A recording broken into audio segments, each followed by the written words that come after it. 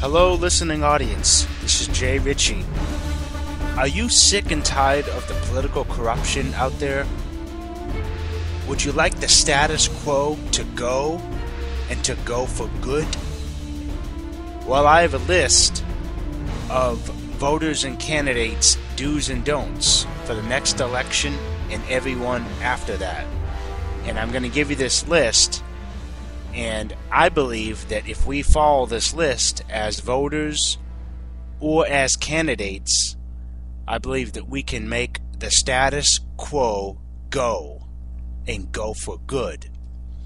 So the first half of this list is addressed to candidates, no matter what political office they're running for, but it's especially for those going to Washington, D.C. at the federal level, but it's also applicable to the state and local level as well. And then also the bottom half of this list is a plea to the voters. It's a challenge and encouragement to the voters. So I'll start with the candidates first. Again, this is my list: voters and candidates' do's and don'ts for the next election and everyone after that. And this list is to be used to say goodbye to the status quo. And I'll start with number one. Candidates. Number one should stand up and work to protect our personal liberties as long as those liberties do not prevent another human's right to life, liberty, and the pursuit of happiness at any stage. Number two, should vote to make abortion illegal because abortion denies an unborn human child's constitutional right to life, liberty, and the pursuit of happiness. Yes, abortion is a sensitive issue in this country, especially in the case of rape. But why punish the child and take away their rights for the crime of the father? Number three, should actually honor the oath of office to obey and defend the U.S. Constitution, and only appoint judges that will do the same, and not create unconstitutional laws from the bench. Number four, should have their rhetoric match their voting record. Number five, should not be flip-floppers and dodge tough questions, but should be honest and consistent with their views so that at least we know where they stand, even if people don't agree with them. Number six, should vote to cut the size and spending of the bloated federal government back to its constitutional size. Number seven, should never vote to raise people's taxes before they significantly cut the wasteful spending in unconstitutional departments of the federal government. Number eight, should work to preserve the rights of the states, and always remember that the states created the federal government, not the other way around. Number nine, should vote to abolish the unconstitutional Federal Reserve, our central bank, which will do at least two things. Number one, it will stop them from charging our government interest to print our currency, when the Constitution says that the Congress should issue our currency debt-free. And number two, will stop the devaluing of our currency, which will then stop inflation and higher prices. Candidates. Number 10, should repeal the use of paper money, i.e. bills of credit, and allow Americans to use gold and silver as legal tender as authorized by the Constitution.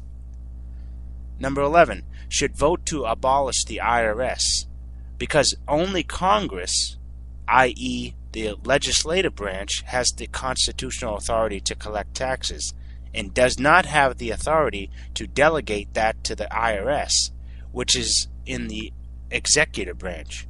Number 12, should vote to repeal the intrusive and deceitfully named, quote, Patriot Act in the National Defense Authorization Act, which can be misused and allow the government to arrest and detain even American citizens indefinitely without a trial.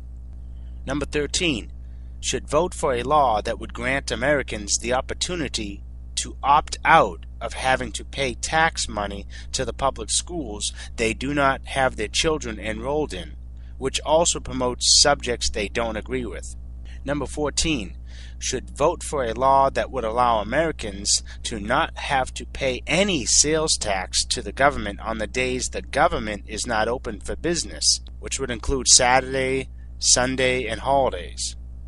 Number 15, should only deal with issues that are explicitly dealt with in the U.S. Constitution. Number 16, should not go to war so carelessly and without a proper and legal declaration from Congress, and never wage wars of aggression, imperialism, out of fear that any and all countries may one day attack us, but only wage defensive wars. Number 17, should vote against any income tax and let the American people keep what they rightfully earned. Number 18, should vote to stop the government from spending money it doesn't have to quote-unquote create jobs, because the government bureaucrats do not and cannot create jobs. The people do. So let's have a candidate that empowers the people, not government, to create our jobs and our nation's wealth. Number 19, should vote to abolish the capital gains tax, inheritance tax, death tax, the costly regulations on businesses, and reduce the tax on corporations to 7%. Number 20, vote to give incentives to American businesses that hire Americans and create products made in the USA.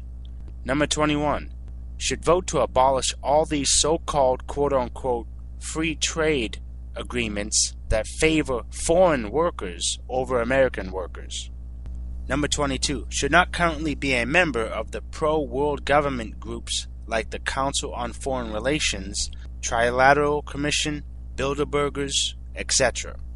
Number 23, should vote to end America's membership in the Communist United Nations and end all ties to it, and never allow any United Nations treaty or any other treaty to trump or contradict our U.S. Constitution.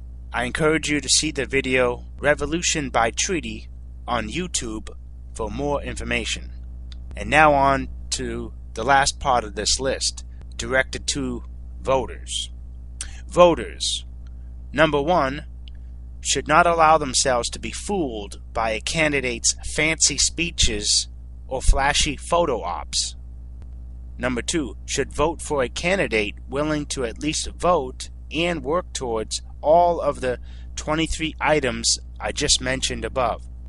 Number 3, should vote for a candidate who has never and pledges to never be a political whore of the military-industrial complex, the big pharmaceutical industry, and other special interest groups. Number 4, should vote for a candidate that does not dodge tough questions and tells us the truth, whether we want to hear it or not, so at least we will never have to wonder where they stand. Number 5, should not vote for any candidate that is or has been a member of the pro-world government groups like the Council on Foreign Relations, Trilateral Commission, Bilderbergers, etc. Number 6, should not vote for a candidate unless he or she is willing to go on the record and vote to end America's membership in and America's funding of the anti-liberty, anti-family, anti-America communist organization called the United Nations. And that's the end of my list of voters and candidates' do's and don'ts for the next election and everyone after that. I believe that if candidates and voters will practice these items I just listed, I believe that we can make the status quo go, and go for good. For Liberty, this is Jay Ritchie. Thanks for listening.